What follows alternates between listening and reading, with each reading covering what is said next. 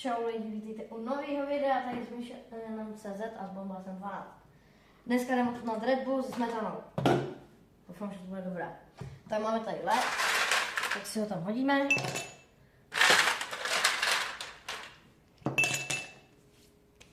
A Michal nachystá smetanu a já tam naliju Red Bull. Co nemluvíš? Mluv, ne. Mluvím. Co se netrefím? Počkej.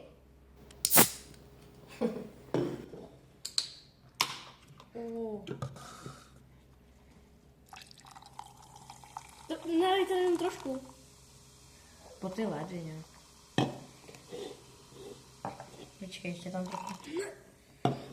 Ty dělej, pojď, lít to tam. Já mám strach. Já taky. Mám pocit, že to je moc. Teď tam přidáme smetanu. Přidat smetanu? Tady pro kameraman Brčko. Tady on navčí. Děkuji. Takže Michal. 3, 2, 1. Víc smetany.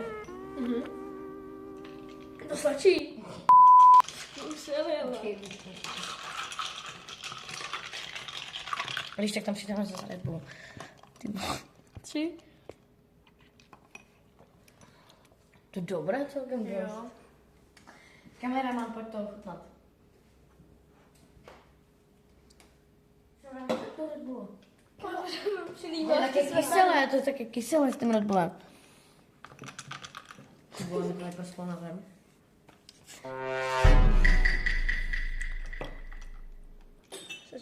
Já se vezmu asi led. He. To hodně ještě.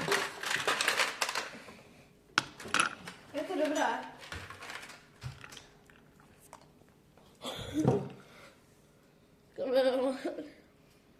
Smetán.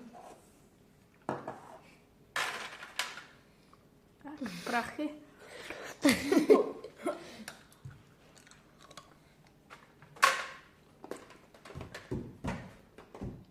Jinak samotný Red Bull jsem dlouho neměl. To ty fruty. Co je?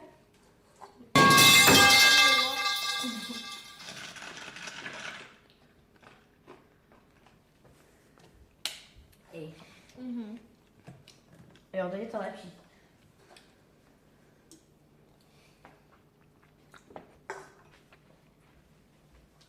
No. Lidi, jestli máte rádi šlahačku a tutti fruty, tak si to asi dáte, že je to dost dobré. No. Tak asi závěr videa můžeme končit, takže lajky, odběry, děkujem. Čus.